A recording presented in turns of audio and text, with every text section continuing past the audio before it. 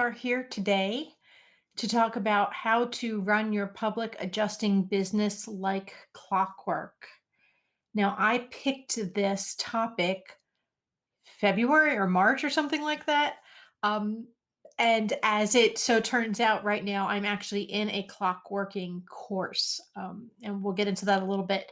There's a book for this, there's a course for this, there's free, I guess, resources. That's the word Lynette's looking for right now that you can have for this.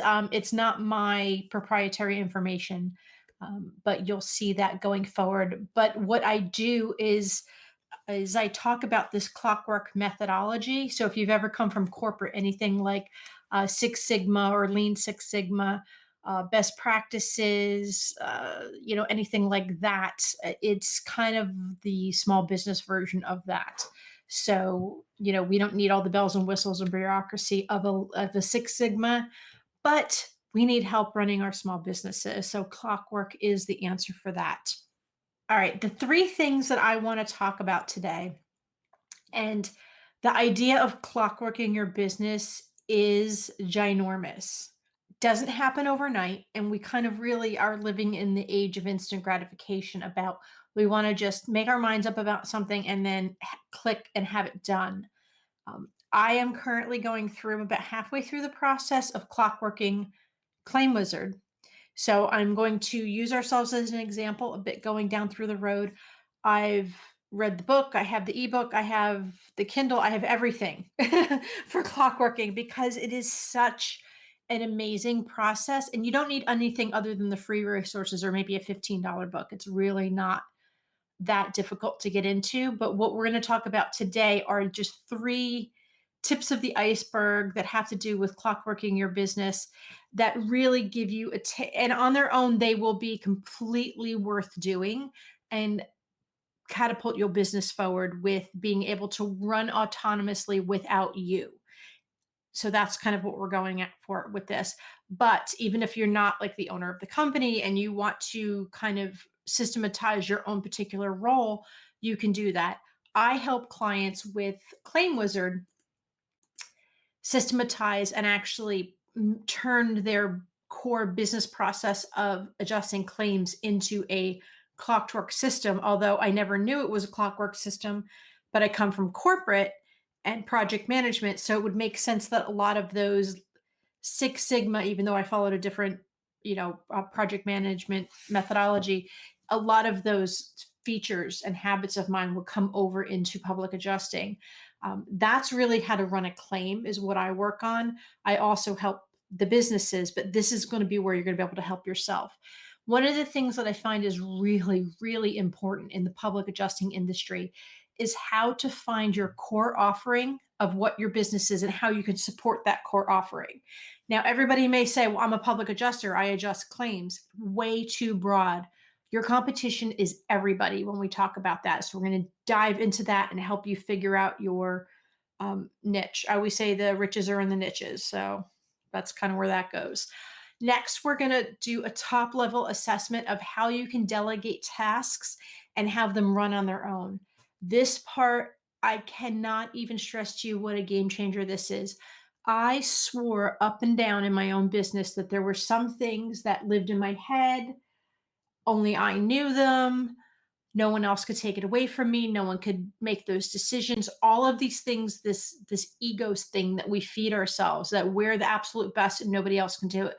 Well, guess what? It took me 4 weeks and I took 90% of my work off of my plate.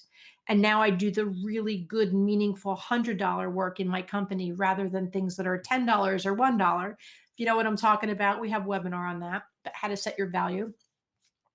So it's an amazing process that once you kind of gulp down and get rid of your ego a little bit, you can really get the things off of your plate.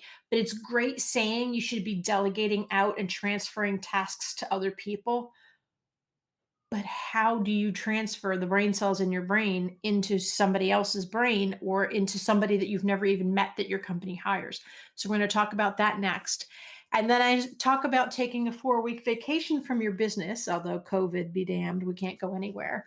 But I actually put a little twist on this because that's kind of the big promise, as we'll see from Clockworking, is that you as an owner or a principal in a company will get to take a 4-week vacation from your company and come back to everything running as smooth and as profitable, if not more than when you left, and no one ever called you. So that's kind of what we're looking for here.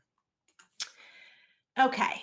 So if you've not been on a webinar aware of ClaimWizard, I'll just kind of leave this here. I am the co-founder of ClaimWizard. So I am a certified business advisor. I publish books. Back before I did ClaimWizard full-time, I was a professional speaker. I obviously own a small business, and I've been working with y'all since 1996, which I don't want to think about the math for that. So it's been a long time. I always work on the business side of public adjusting, never the adjusting side. If y'all get up on a roof or pick up carpet, like I have no idea what you're looking for. I help with the business side of running a PA business. Okay, let's go. So I want to give a disclaimer because I want to do this to the respect of the people that actually wrote this big, huge program in the book, right? So I don't want to come across as I'm teaching the official method, right? For run like Clockwork or Clockwork the book or anything like that. This webinar is just a culmination of my experiences with public adjusting companies and with setting up processes and SOPs and all these kind of things for public adjusting companies, and now kind of putting the Clockwork layer on top of it and my 24 years experience with y'all. So that's kind of where we're going with there. Next up, franchising. I actually added this afternoon because if you've watched the videos we have out on franchising, right? So I say a franchise, when people want to franchise or they want to set their public adjusting company up like a franchise, they may never have any intentions of doing it, but what they're really talking about is systematizing and making documented processes for everything. If you think a McDonald's opens up and those people walk in and just make fries or make burgers or wrap a burger in the paper, however they feel like would be the best job, you got to look into it more. They get pictures, so they don't even have to worry about literacy or languages or anything. Every McDonald's in the United States, every McDonald's overseas does things. They all wrap the burger in the paper exactly the same way, starting with the same exact corner every single time, because they have systematized it to increase efficiencies, reduce waste, all of these other things. That's what a franchise is. You buying the process and the little placards that say which corner to fold in on the burger first. That's what a lot of you have expressed interest in doing with your public adjusting companies. Even if you never franchise, you never sell, you never expand, you still want those Loctite processes in place. So if you think like franchise, this is going to make a lot of sense for you today. So I say this is the way, because I'm a huge Baby Yoda fan. Oh, back there, my little guy is. Okay. So the first thing that I want to talk about with you, which is something that will carry you through your business, through getting clients, through marketing, through acquisition, because I see now a lot of public adjusting companies are all working with each other and there's these things going on because like we're now like at the 6th or 7th letter past the alphabet on hurricanes and stuff right now. Fall of 2020 is when this is being like recorded. Who knows how much worse it's going to get. Your core offering is not being a public adjuster. That's what you do. That's not what you offer. So this is what I want to talk about here. So there's two things that are pivotal to the clockworking methodology and mindset, right? Number one, what is your queen bee role? And when I saw this, I had to crack up because I have bees everywhere, like Lynette. And it's just Save the Bumblebees, because I'm totally into that.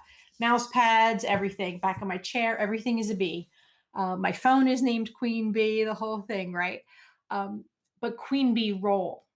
So what they go through and explain in Clockwork is, if you're familiar with the concept of a beehive, a honeybee hive, there's a queen bee and she lays all the eggs. Now, it's not the queen bee per se that is the most important thing. It's the thing she does. It's the role she performs. It's the laying of the eggs, right? So if she gets sick or compromised or what have you, they will call her out and kind of elevate another worker bee, another female into the queen bee role. And then that new bee starts laying eggs and doing things. So when I first saw that, it pained me. I'm like, no, I'm the queen bee, right? Everybody wants to be the queen bee. It's the role that you perform that is the core, that QBR they call it. That's the core. So you're going to say, well, yes, we do public adjusting, but chances are you could swap out one public adjuster for another public adjuster. What difference does that make? So we're going to talk about what your real core value is to yourself and to your clients. That makes you different from the others, thousands of public adjusting companies in North America, right? And then next, what is the big promise you're making to your clients? And this isn't something, it isn't a marketing slogan. It's an internal thing that everyone in your company should be striving for, right? So these are the two things that are going to, once you figure out how you're different from everything else and what your true role as a company is, taking those processes and everything, because everything feeds back up to that, will be very, very easy. Okay, let's make this bigger, Lynette. Okay, so the queen bee role. The process of this, and it is painful, painful, painful, painful, is take 6 Post-it notes and write down the things that you do, the things that you're known for, the things that you feel make you unique, right? So in my head, after working with literally 1,000 public adjusting companies over my career, kind of boiled it down to this. And these may resonate with you. And what we go for your big promise and your queen bee role may resonate with you, and it may not. I suspect that every single public adjusting company that I've ever worked with should have a different, if not similar, queen bee role, the role that your company serves, and your big promise. That's what makes you unique. Number 1, you offer public adjusting services. Number 2, you specialize in commercial properties. Number 3, I've dealt with public adjusting companies that will kind of hold the hand and deal with the paperwork through the end of the rebuild, deal with mortgage companies and work in progress and all that kind of stuff. 4, you may be an estimation specialist. Maybe you've got a bunch of Xactimate certified folks on your team, and you guys can bang through that, and that's kind of what you're known for. Maybe you're a cat specialist, or you specialize in certain perils, depending on where you are in the country. Or maybe, hopefully, you are known for strong customer service. Now, this is the hard part. Take away 3 Post-it notes. And you're like, what? Now, I'm not saying you don't do those things anymore, but they are not at the core of your business, right? So, for example, strong customer service, because that one's going to go. Let's click on the button, Lynette. That one went, right? So strong customer service. In theory, every single company should have strong customer service. But do people come to you to adjust their claim because of your customer service? Probably not. It's probably why they stay with you or why they refer you, but it's not the thing that you're known for that people will say, these people have great customer service, so they're going to get me more money faster on my claim. Like, it doesn't happen that way. You still need these Post-it notes. It's just not the key role in your company. And then once you get down to 3, you've got to take 2 more away, right? So I'm not saying that you're not really good at catastrophic claims, but what we are saying maybe is what you've boiled this down to is you specialize in commercial properties. Why would that be? Maybe you have ex-engineers for commercial properties, you have architects, you have specialists, whatever those people are, and they bring their own secret sauce, which means that if given a competitive situation where you're up against 2 or 3 other public adjusting companies, you have what it takes to deal with commercial properties. You understand their deck pages better. You understand how to deal with equipment leases and get separate policies, paid out on those, and all of these crazy things that make you different when it comes to this. So this would be your queen bee role, is that you service commercial properties better than anyone else. It is your specialty. Now, I'm also not saying, Rachel, if you're not seeing them, then you have to, go back and take a look and maybe reload. Sorry about that. If you take all of these away, like I said, you're not actually taking those away. You're just saying, I'm specializing in one thing. Maybe you run commercial properties. Maybe you'll do residential. I have a client down in Florida that only does or prefers to do properties that are on the intercoastal waterway because they decks and the pit pilings and like all of these crazy things. And then, of course, their boats or their little yachts that sit out on the intercoastal waterway. So by having a specialty, I'm not saying you're turning away other people. I'm saying that what you're really good at and what you're really known at as a public adjuster, that will attract to you, and you have something specific in your company to service. Let's get through these again. I always think I'm slick building in little like changes and slide rules and stuff. So what your potential big promise could be. And like I said, this won't be your slogan, right? This isn't going to be what your clients know. This is for you and your team, or maybe they do know because I'm going to disclose ClaimWizards that this is the thing that everyone in your company should know, that this is what their work means. Every single day, they should, whatever they do, even if it's answering phones or licking stamps or collecting payments, everything they do feeds back to your big promise. We help commercial property policyholders handle their insurance claims with greater efficiency than they could on their own with less stress. So, like, beef it up a little bit. It's not like we handle commercial policies. Think about the things like that are making you different about that, almost like an ad lib. So, we may have something in here for my intercoastal guy we help, property owners or policyholders that have properties on the intercoastal waterway with their um, you know, the home, the I don't know what you call it, nautical, all that kind of stuff, right? So they understand, and we have, engineers that understand how decks are supposed to be built and all that kind of stuff. You can build all of that in whatever way makes sense for you. But this is your big promise to clients, right? You have to be laser focused on this so that you know what you should be focusing on, what processes you should be developing.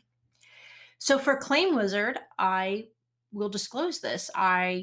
It's not something to, I guess, be shy of, right? Our big promise to you as public adjusters is that we help public adjusting companies handle their claim process with more efficiency, less resources, and greater profitability. Everything we do in this company goes back to this, right? Helping you guys be more efficient with less resources and making more money. Period. End of discussion. That is our core big promise. Our queen bee role for us is a little easier because ours is our software, but it's not the software on its own. It's making sure that the software is in its best condition. We've all seen software that, people have ignored and things like that, something old. It's not a dormant thing. For us, the software is a living being. If you want to think of it like that, we are constantly maintaining, refining it, updating it, changing it to handle whatever the industry can throw at us, that sort of thing. And then as a side part of what you do in Clockwork is you do kind of write out your vision. And ours is very easy. I say it every single time. A rising tide raises all boats. And when you think about what that means in its core, it fulfills our big promise. It fulfills our queen bee role. It fulfills how we interact with clients, even people that don't become our client. We don't care. If you do better in this industry, it's better for everyone. That's what we believe. So you may want to come up with a vision as well. Okay. So how do you delegate? Delegate like a boss, right? This one's hard. I am a doer. I like to do things. I like to check things off of lists. And I suspect a lot of people are that way as well. They want to be good at what they're doing. It takes more time to teach someone else how to do something than to just get it done yourself.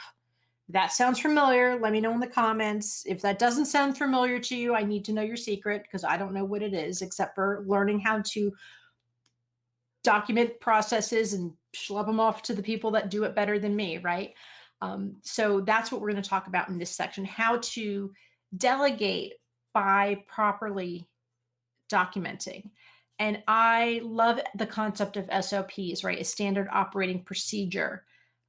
Usually, if you think about the government, right? So like I remember back from the 80s, like the chocolate chip cookie recipe from the government, and it's like 47 pages about how to get out the butter, how to straighten it, how to open up the packet, how to cut it, how to wipe off the knife. Like, it was insane.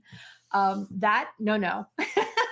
But what we are talking about is what is kind of doing two things at once. I never like saying killing two birds with one stone, because the more I thought about it, it made me sad. I have to think of a new phrase. But just like I say with ClaimWizard, when you do something in ClaimWizard, we automatically document it for you. I do not want anyone to do the work and then separately document the work and then separately tell someone else that the thing is there, that they can then go on and do their next part of the process. That is a huge time waste. So that was a lot of people's, including mine, reluctancy to want to document processes so I could give them away. If you keep coming to me and asking the same questions, it's sucking the time out of me, but that just means that people don't have the right information or the right permissions or whatever to get something done. So this is how we solve that problem. You capture your systems, right? So I am literally in this module right now in the Run Like Clockwork accelerator program, which I'll tell you about later. I have no association with them in any way, shape, or form other than I pay them money and they teach me things. So that's about it. Or I buy their book and it teaches me things. The very first thing that I'm going to recommend is action items in ClaimWizard. This is kind of the standard operating procedure for a claim. We have plenty of resources on that, but if you're not a ClaimWizard user, it doesn't matter. You still need to physically, like on paper in a spreadsheet, document each step along the way in a claim. You document what needs to be done, how it needs to be done, who's supposed to do it, when is it eligible to be done? Like, when can it start? Like, you can't start sending invoices as soon as you open a claim, sort of thing. When is it due? Like, how long do I have to do this? What happens when it's successfully completed? And what happens if it goes overdue? Now, that's a lot of stuff to think about for every single thing.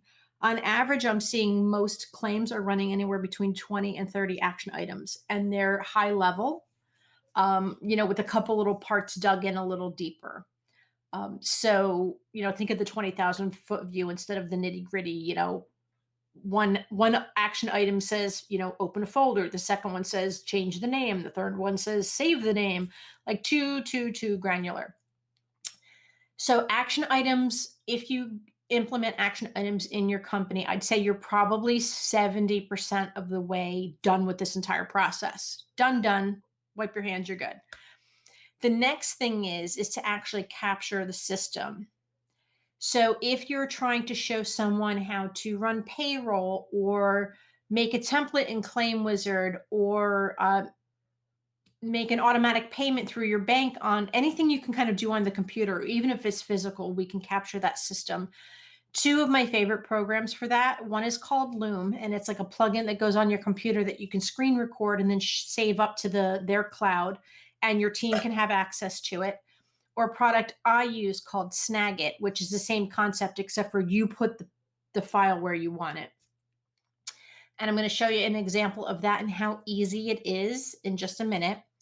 And then the last thing for capturing the systems, and the whole idea here is that you're basically recording and capturing it at the same time you're actually doing it. So if you're running payroll, you're recording your screen to run payroll, or sometimes people feel that's obviously a sensitive topic. We'll give the idea of maybe generating a proof of loss. We'll just say that, right, for the sake of this audience. So as you're generating a proof of loss, you're screen recording it. It doesn't have to be fancy or sexy or have openers or closers or music or nothing like that. It's just your process. You go through, you start the recording, click a big red button, literally.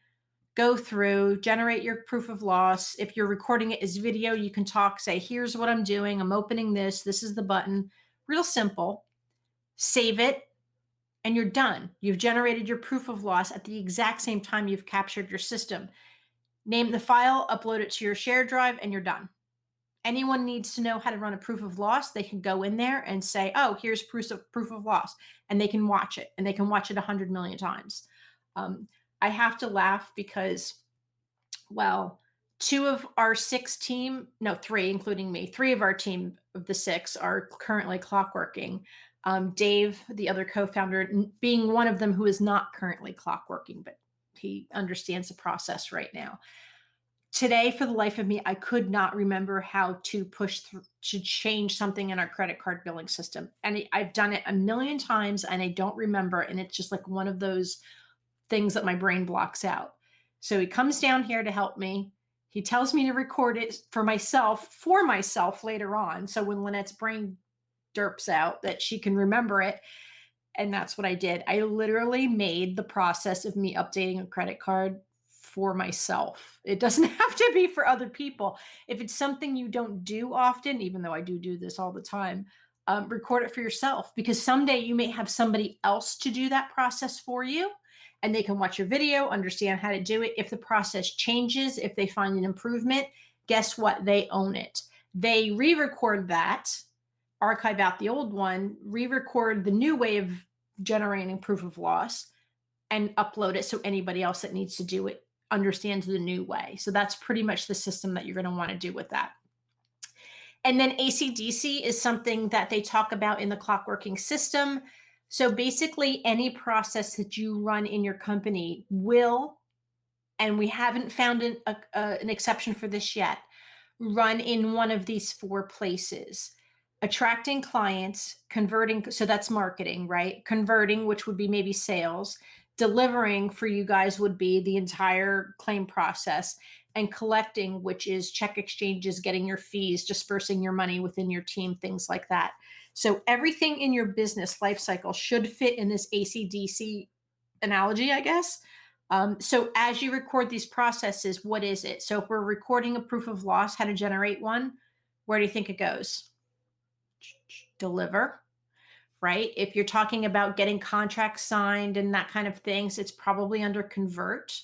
So there's, collecting is, if you have a process for dispersing payroll, or, breaking out your company fees, any of that kind of thing, that would all go under collect or cash. It depends what you want to call it. So everything in your system should be attract, convert, deliver, or collect. There's really no other way that they've found to do this. Okay. So what I'm going to show you right here is this is part of deliver, right? So this is a screen cap, a GIF or GIF. It'll be the internet's flag they stand on to die, or hill they stand on to die, if it's GIF or GIF. This is what we make for you guys so we make these processes, we make these for you when you come and look help.claimwizard.com, or you email us or call and we don't have one, we'll make one for you explaining a process and showing it to you visually. We'll have some text to go along with this, or maybe it's a straight up video where you hear talking on the background.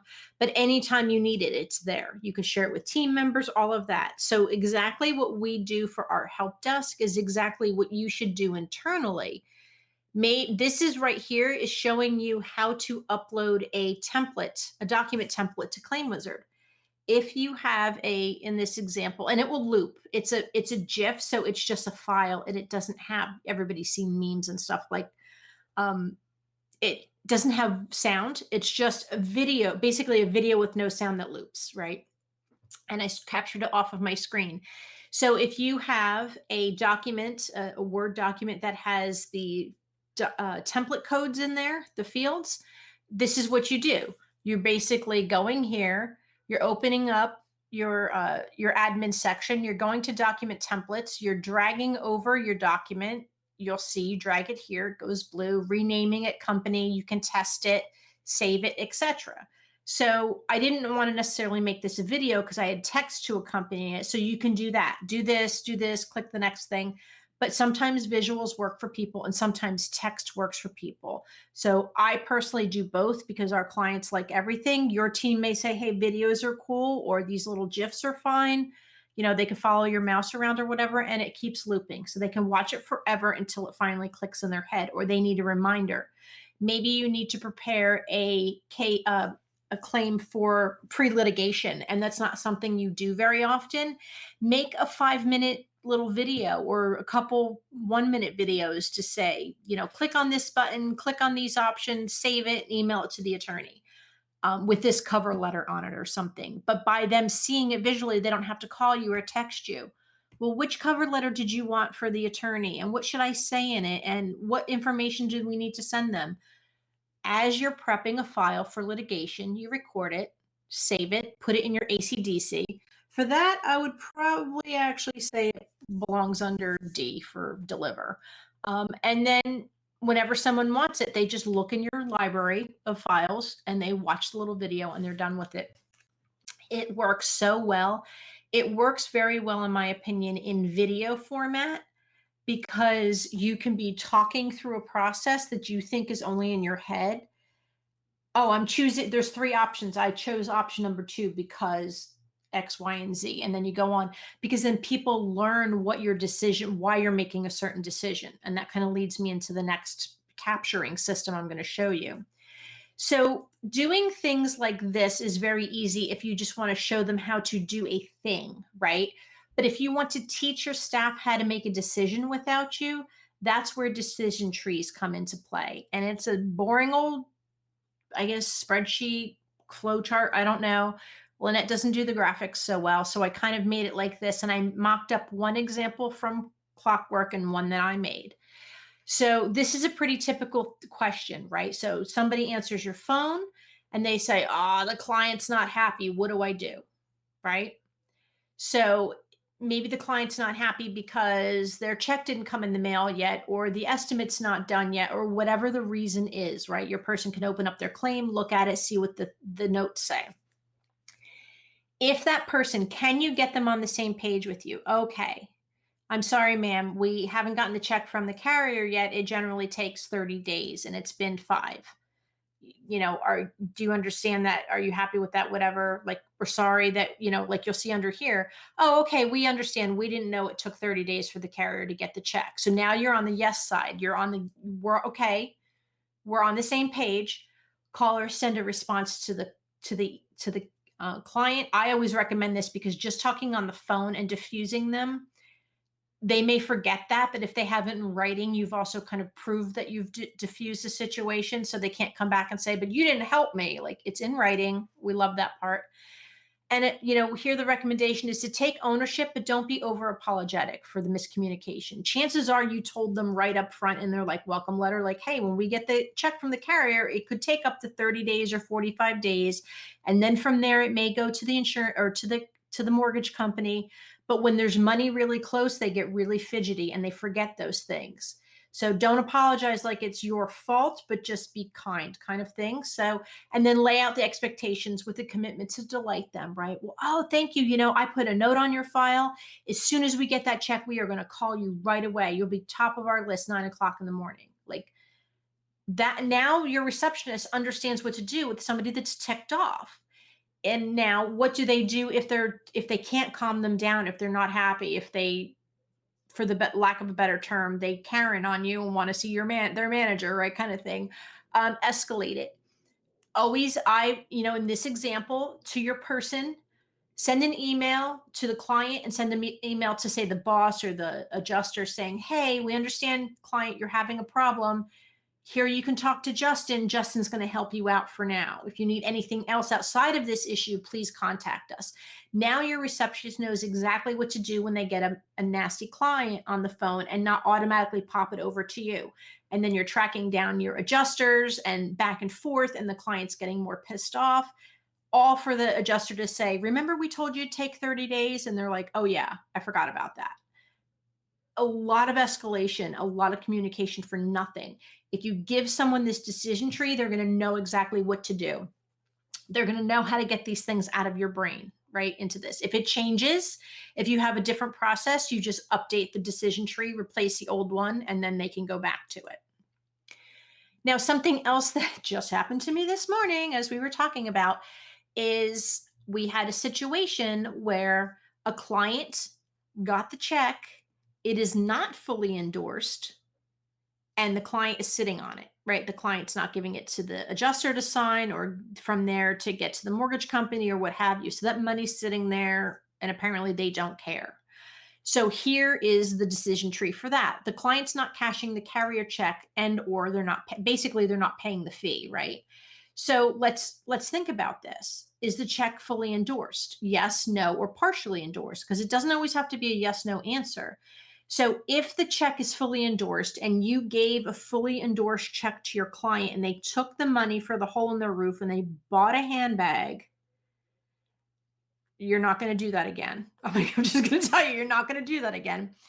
You're going to, first of all, call me separately. We're going to talk about how to set up check swaps. You're going to call or email, preferably email the client, send them the invoice for their fee and a copy of the contract that has your payment clause highlighted in there, right? Okay, it's a little soft reminder. If that doesn't work, 2 or 3 days later, have your attorney send a letter. This is a contract. They are legally obliged to do this. They can't sit on that money. In theory, or probably even legally, it doesn't matter if your client cashes that property damage check or not. They still owe you a fee, right? I'm pretty sure I'm straight up on that. If the carrier check is not fully endorsed, guess what? Your pen is mightier than the sword. So you do not endorse your check, part of the check, the last part, or endorse it and send it to the mortgage company if that's a process that's in for your company. You do a check swap. You say, all right, I'm going to give you this fully endorsed check, but in return, on the other hand, you're going to give me a check for my fee on this check, not your full fee, but whatever comes out of that particular check. And I'm going to hold it. And when you cash and deposit that into your bank in 3 days, go today, it'll take 3 days or whatever to clear. I'm going to go to my bank and deposit your fee check. So they know you're holding on to a check of theirs. Call them in 3 days. We have set up in ClaimWizard. You can set up a process, an action item that says in 3 days, call the client, make sure the check cleared, run to the bank and cash your check kind of thing. And if it's a mortgage check, again, you'd have to check every mortgage company, every state, every carrier. You know your business better than anyone. If the mortgage company is the last to have a check and to hold it and they cash it, chances are if you ask, but it's not guaranteed. So send a cover letter with your endorsed check when the mortgage company is the last one to say, we'd like you to split out the fee when issuing the policyholder damages. Chances are what I've seen in the South specifically now, might not be the same when the cats are rolling through, is that the mortgage company will issue your fee check off of whatever check came in from the carrier. And if they decide to do a holdback on that check, they may issue monies to the property holder on a work in place basis. So, just kind of get your CYA, get your money covered kind of thing. But by having these decisions, every time you get in a check or somebody gives somebody a problem in your company, they already know. And if they say, oh, but there's a fourth option, well, then fill out the fourth option, update the decision tree, and now they have all the answers they need. Sound good? Hopefully it does. Okay. So those are ways that you can capture. You can capture by screen capture. You can capture by decision tree. I don't necessarily think that you as a principal in your company, maybe if you're doing something on the computer, you can record it. But for example, that decision tree, if I have, for example, at our company, Destiny emails me or messages me and she says, what would you do for this? Or how do I deal with this? Well, obviously I know she's run through the other scenarios, but now we have a new one. So I'll give her the answer and I'll say, hey, make a decision tree out of this. So next time she has the same type of question, if it's the answer I gave her, she knows. But if there's a new branch of the decision tree, now she fills it in for herself. So me as the owner and the one getting the information out of my head, the onus of making the paperwork is not on me. It's on my staff to fill in the blanks as they need it. Maybe when it's almost done or she thinks it's done, she'll send it to me and I'll go, oh, but how about this or how about that? And I'll tweak it. But don't take the responsibility as an owner or primary person in the company of creating all of this extra work for you. It should be business as usual, answering questions as usual, but the questions should start to slow down drastically. And I can tell you in 5 weeks, 6 weeks, 5 weeks of implementing Clockwork in my own company, my workload is down 90%. And that doesn't mean I didn't fill it up with other things. So don't be all calling me kind of thing. How do you not? But I can take a 4-week vacation now in theory, thank you, COVID, because my workload is 90% reduced. My inbox is 90% less than it used to be. I get less questions. And when I get questions from my staff, they are really deep, like questions that don't come up that often, right? Because the basics are taken care of. It is completely freeing. And now we're able to elevate our company and our product even faster because now I have more time for design and things like that. So think about what that could do for your company. Okay, so everybody wants to know plan your 4-week vacation because that's the little thing they have on Clockwork, right? And when I say plan a 4-week vacation, I am not joking. So I'm going to let you in on this because I am 182.5% sure my mother will never watch this webinar. So it's safe to say. I turned 50 in this upcoming May. I'm 49 and a half now, right? So she is coming to visit me. I'm her oldest. She is coming to visit me for my 50th birthday. My mother has never traveled outside of the country, outside of outside of the US 48 kind of thing. She is always wanted to go to Hawaii. And I could never do anything like this because I have work, I have emails, I have support calls. I chose to clockwork so I could take my mother to Hawaii. We're doing 2 weeks because I don't know how much I can stand with my mother for 4 weeks. We're doing 2 weeks in Hawaii in May for my 50th birthday as a surprise, all because I can clockwork my business and my staff can make decisions that I approve of without me involved. So yes, really, it can happen. Mahalo. Okay. Productivity and productivity. Wait, let me spit this out. There's a lot of P's here, right? Productivity, how well and how fast and how efficiently people do work, and profitability, how much money you're making for the time you're investing, are in the processes of your company. They are not in the people. Again, McDonald's, the most widely known global franchise that ever was in the universe, they can swap people out at their leisure. The process never changes. The process is always refined and tweaked and improved. That's where their productivity, that's where their income and their money comes from, not the people. This is a really hard thing to swallow, but I'm not saying replace all your people, but I'm saying people on their own are not what makes things go this way. It's the processes that you put in place. So with this one here, we have 8 ways to maximize the value of your business, right? Because I was doing some work for a public adjusting client and they're looking to merge, be acquired, sell. I don't know exactly the right term that you would put it in, right? They're going to merge, I suppose. They're not dumping everything. They're basically combining with another company and looking to get bigger. And they want to know what their value is, right? Oh my gosh. The perils of working from home. My dogs are scratching. So they want to know what their value is, right? So they look at their book of business and they say, well, we have this much in open claims and we have this many people and this many expenses. And they kind of look at it that way. The fact is they have a highly processed business. Everything for them has a video to go with it or an action item. You can take someone from off the street, put them in front of the computer, and they would be able to run the back end of a claim for them without understanding what a proof of loss or a letter of representation is. They just say, click this, do this, right? Their value is much higher. So I actually talked to a business broker and they said that their value is probably 15 times higher than what they think it is because they can sell the process as part of their company and not just think about a mom and pop, restaurant versus McDonald's. Chances are the McDonald's is worth a whole lot more. So we've got that. Position your company in a clearly defined niche. That's your QBR. That's your queen bee role. That's your big promise. Though that's not a clearly defined niche is not public adjusting. A clearly defined niche is, commercial buildings in the Northeast or, whatever, green roofs or, whatever, whatever thing that you want as a niche you can do.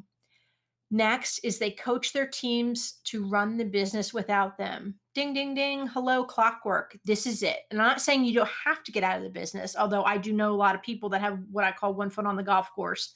They've got a second or third generation person in their family taking over, and they want out. you know, you need to clockwork your business without exception. Even if it's not exactly the clockworking method, you need to systematize your business if you want it to run without you. Another way to maximize the value of your business is your relationship with customers, which is your customer service, your reputation. You make sure your businesses are stable. You have a good way of making income and attracting new clients, what I call blue sky weather, when there's no, cats falling from the sky, or handle cats without dropping the ball for clients and burning your reputation. You know how to maximize your revenues, and maximizing your revenues has everything to do with productivity and process. The next one is you hold your expenses accountable. No runaway, Matterport fees and all kinds of crazy things. Have to keep great records. Your industry has to keep great records anyway. So this should be nothing new. And even if you never want to sell your company, you should develop a plan for when it's done. So when your company, like, how do you know when you're done clockworking, you're done writing down your processes? Well, first of all, I will say you're never done. There's always room for improvement. But basically, it's what you have to draw a line in the sand to say, all right, everything we do is now a process and documented in a little GIF or a little flow chart, and we're good. Now we can sit back, enjoy this, see how it runs, see if there's loopholes, see if there's bottlenecks, that sort of thing. So that's, everything that we've been talking about across all of these webinars actually fits into this. This information, if you get the slides, you can click here from GrowThink, which is kind of like a business acquisition company, or site, I should say. So, of course, if you want to find out more about this, I have free resources, really, really good free resources. So go look for the book Clockwork. It's, on Kindle, on Audible, on hard book, that kind of thing. It's still always top of the business sections, so you can still find it in, like, physically in a Barnes and Nobles and stuff. But you're basically designing your business to run like clockwork. Another thing that I think is really, really good. The first one is free. If you go to clockwork.life, you can download so many great resources from them for free. Cheat sheets and templates that you can use to fill out to start putting in your processes and your decision trees and all that sort of thing. The Clockwork book, I think, is around $20. You can, in book, Kindle and Audible, much less. That's how I motivate myself to take walks now, is I pop Audible books in my ear and I go for a walk. Or the Run Like Clockwork Accelerator. It is on a wait list now, but you can always register to get information from them. It is not inexpensive, but I can tell you at this point, we've probably gained 20x back in returns at least, and we're only halfway through the program. It is really, really good if you're serious and if you are the person in a position in your company to make these changes. Otherwise, definitely start with the free resources and definitely start with the book. I think it's well worth it.